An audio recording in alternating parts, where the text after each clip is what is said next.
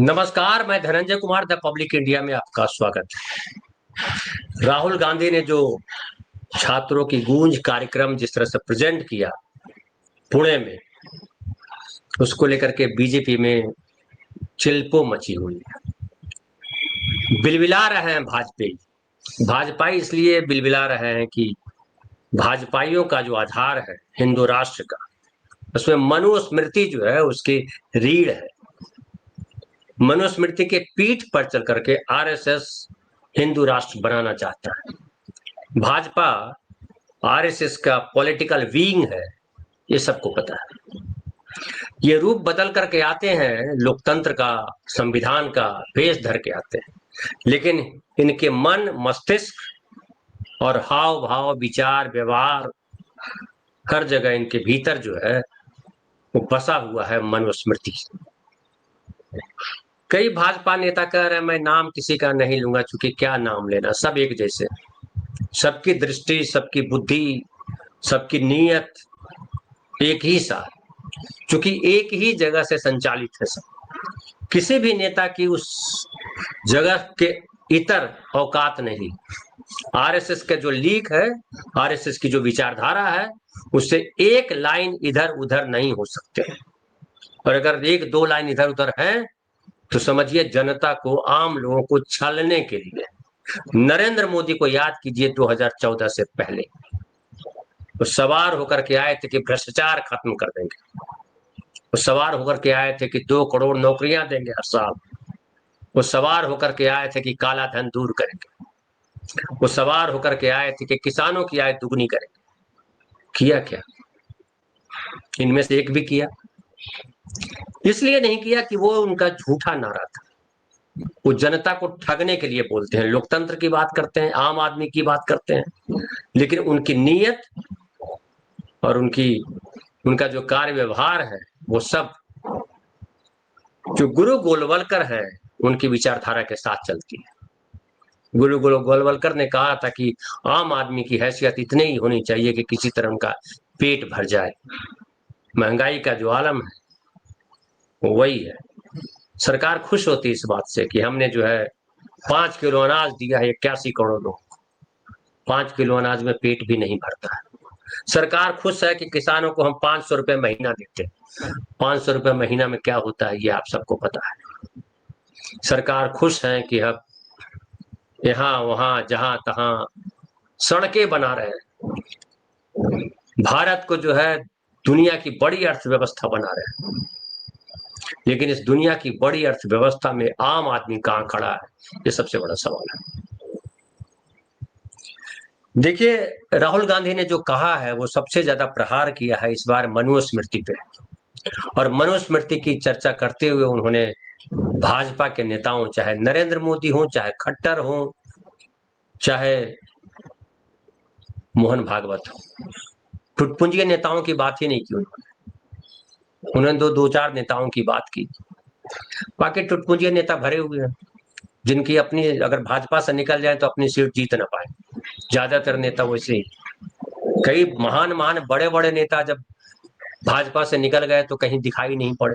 कल्याण सिंह से बड़ा नेता तो मुझे उत्तर प्रदेश में कोई आज तक नहीं दिखाई पड़ता। तो हालत ये है कि सब जो है राहुल गांधी के इस हमले से तिल मिलाए हुए, और इसलिए तिल मिलाए हुए कि दो महत्वपूर्ण बातें हो। एक तो राहुल गांधी ने मनुस्मृति की बात की। मनुस्मृति क्या है, पहले इसी पे बात कर देते हैं। कुछ लोग कह रहे हैं कि मनुस्मृति हमारी संस्कृति का हिस्सा है, और महिलाओं को जिस तरह से मनुस्मृति में देखा गया है वो शर्मनाक है। कुछ लोग ये भी ज्ञान देते हैं कि यत्र यत्र नारी पूज्यन्ते, यत्रते नारी पूज्यन्ते, जहां नारी की पूजा होती है वहां जो है देवता निवास करते हैं। रमनते तत्र देवता, वहां देवता का निवास होता है। इसका खूब उदाहरण देते हैं, लेकिन बाकी उसमें और क्या क्या लिखा है वो भूल जाते हैं। देखिए, मैं थोड़ी सी चर्चा कर दूं, हालांकि इसमें बहुत चर्चा हुई है, लेकिन कुछ चीजें ऐसी होती है जो बार बार चर्चा की जानी चाहिए।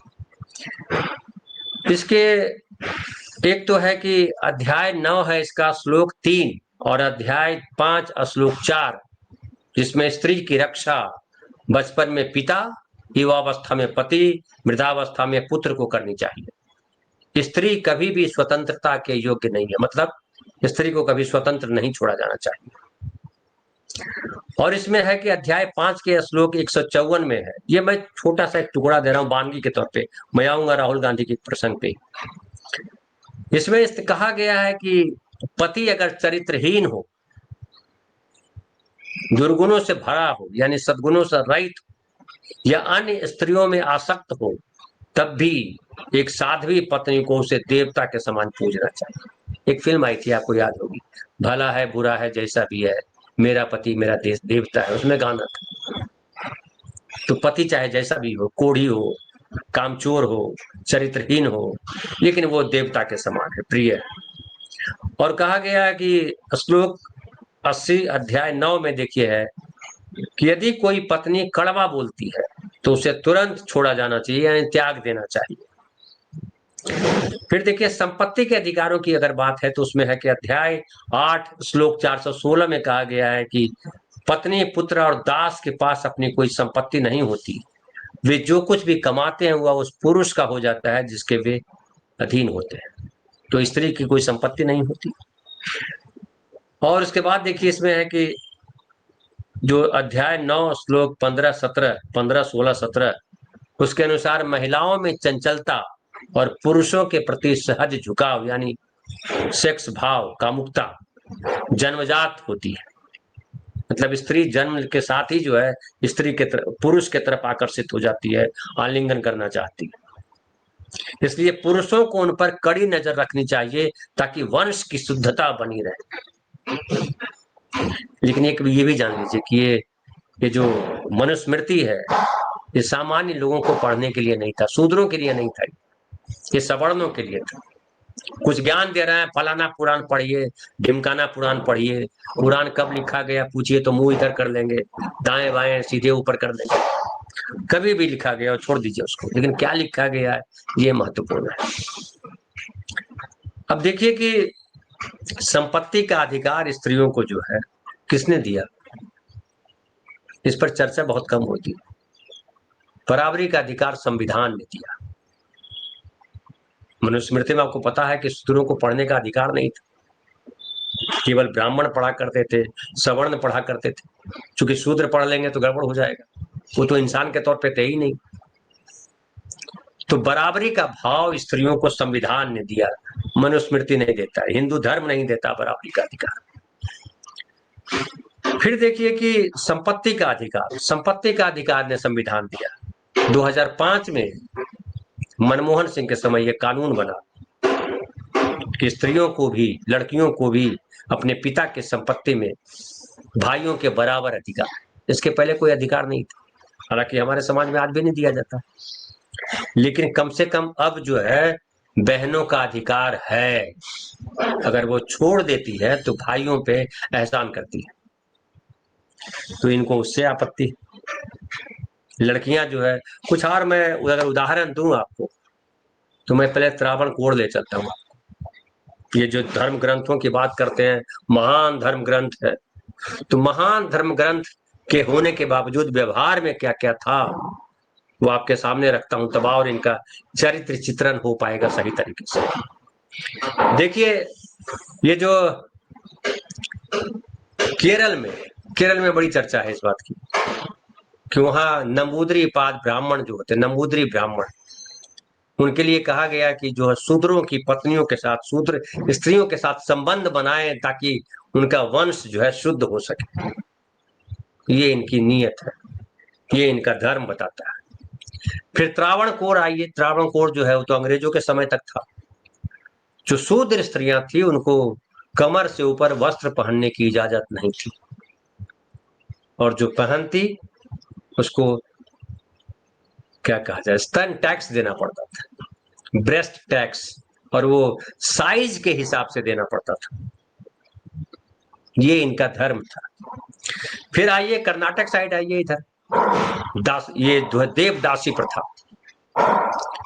जो शूद्र स्त्रियां थी, लड़कियां थी, लड़कियों का विवाह जो है, पहली बेटी का विवाह जो है भगवान से करा दिया जाता था। और भगवान से कराने का मतलब होता था कि वो मंदिरों की सेवा करेंगे और ब्राह्मणों के लिए भोग का विषय होगा। और जब नई लड़कियां आ जाती थी तो उनको जो है सड़कों पर छोड़ देते थे। ये इनका धर्म था स्त्रियों को लेकर के। फिर कई सारी बातें हैं। आज भी स्त्रियों की क्या स्थिति है? आज भी स्त्रियों की जब बात करते हैं तो ये महिला वंदन अधिनियम लाने की बात करते हैं। 33% आरक्षण देंगे। स्मृति ईरानी चिल्ला रही, कह रही है कि राहुल गांधी जी साबित करें कि वो स्त्री समर्थक है, स्त्रियों की स्थिति में सुधार चाहते हैं। और अगर वो चाहते हैं तो नरेंद्र मोदी जी के 33% वाले आरक्षण में वो सहयोग करें। अरे 2023 में पास हो चुका है, आप भी तब सांसद थे। ढोंग करने में क्यों कोई साथ देगा? आरक्षण आरक्षण एक तरफ आरक्षण का विरोध चल रहा, आरक्षण हटाओ। जंतर मंतर पर जो आरक्षण का विरोध कर रहे हैं वो कौन लोग हैं? मैंने देखा है 90% सवर्ण जो है आरक्षण के खिलाफ, 10% सवर्ण ही है जो आरक्षण के सपोर्ट में है। लेकिन वो 90% है सवर्ण जो आरक्षण के खिलाफ खड़े हैं। वो ईडब्ल्यूएस के खिलाफ कोई नहीं खड़ा है। ईडब्ल्यूएस को लेकर के चर्चा ही नहीं करते कि 10% आरक्षण ईडब्ल्यूएस को नरेंद्र मोदी ने, जो कहते हैं कि पिछड़े प्रधानमंत्री हमने दिया, पिछड़े प्रधानमंत्री नरेंद्र मोदी ने, कथित पिछड़े प्रधानमंत्री नरेंद्र मोदी ने पिछड़ों के लिए क्या दिया ये बताएं भाजपा के नेता। लेकिन ईडब्ल्यूएस सवर्णों के लिए दिया ये सबको पता है।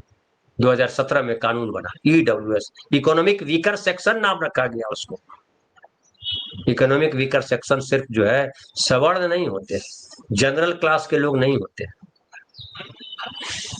इकोनॉमिक वीकर सेक्शन में दलित भी आते हैं, तमाम लोग आते हैं। दलितों और आदिवासियों का आरक्षण उनकी जनसंख्या के अनुसार तो सेट है, लेकिन पिछड़ों की आबादी के अनुसार कहाँ है आरक्षण? पिछड़े जो है 60% करीब है और 27% आरक्षण है।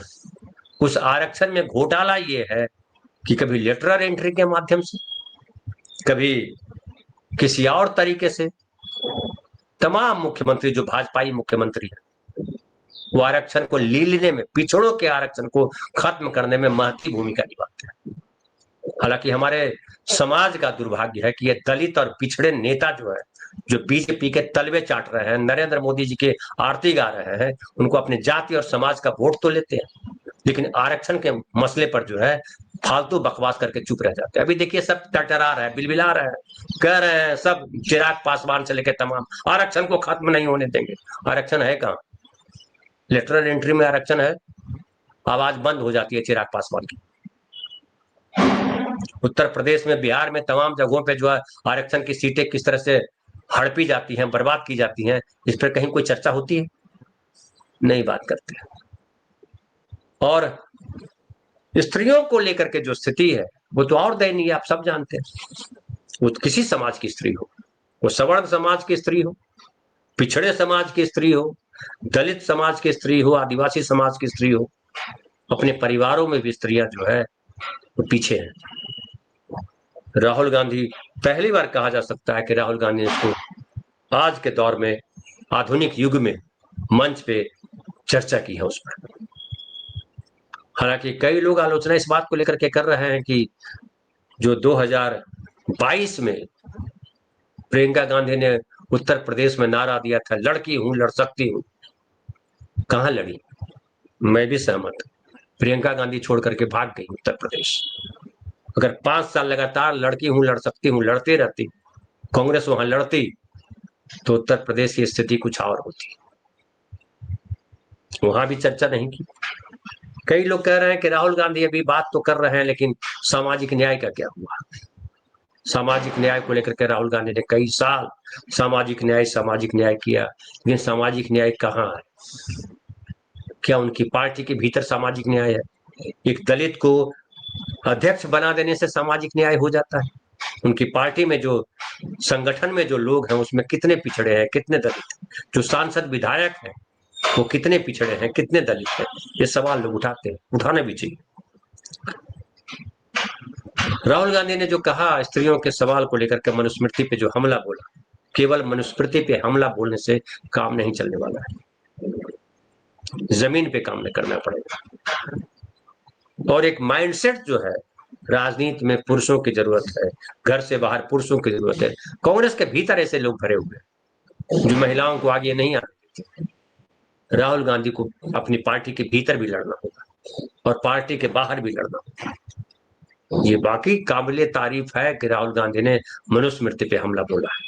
काबिले तारीफ है कि सोनिया गांधी ने वंदे मातरम को लेकर के स्टैंड खड़ा किया और कहा कि हम जो वही गाएंगे जो 1950 ईस्वी में था। धर्मनिरपेक्षता को लेकर के या स्त्री को लेकर के जो स्टैंड है कांग्रेस का, स्पष्ट है, लेकिन इस स्पष्टता को जमीनी स्तर पर उतारना पड़ेगा, तब राहुल गांधी की जीत होगी।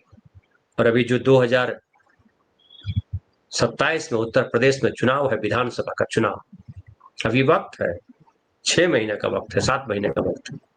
अगर कांग्रेस पार्टी वाकई, राहुल गांधी अगर वाकई महिलाओं को ताकतवर बनाना चाहते, इंडिपेंडेंसी देना चाहते, स्वतंत्र निर्णय का अधिकार देना चाहते, तो उत्तर प्रदेश में अभी से तैयारी करनी चाहिए, ताकि ज्यादा से ज्यादा महिलाओं को, ये 33% की बात कर रहे हैं, 50% महिलाओं को आप सीट दीजिए, और सीट दीजिए मत, जिता करके लाइए, तब बात बने। तो राहुल गांधी के साथ ये तो भविष्य को लेकर के ये आरोप लगेगा, सवाल उठेंगे, लेकिन भाजपाई जिस तरह से सवाल उठा रहे हैं उन सवालों के कोई मतलब नहीं, क्योंकि भाजपाई स्त्री समर्थक किसी भी हाल में नहीं है, न गुरु गोलवलकर के स्तर पर, न मनुस्मृति के स्तर पर, न आरएसएस के स्तर पर, न सरकार की नीयत के स्तर पर। सरकार बताए कि पिछले 12 सालों में नरेंद्र मोदी ने महिलाओं के लिए क्या किया है, नारे लगाने के अलावा क्या किया, लेकिन अडानी के लिए क्या किया है, अंबानी के लिए क्या किया है, बिजनेसमैन के लिए क्या किया है, ये खूब गिनाए जा सकते हैं। फिलहाल इतना ही। मेरा आज का एपिसोड जो है इस बात को लेकर के है कि नेता अपनी बातों पे अड़े रहे, ये तभी संभव है जब हम लोकतांत्रिक बने रहेंगे। फिलहाल इतना ही, बहुत बहुत धन्यवाद।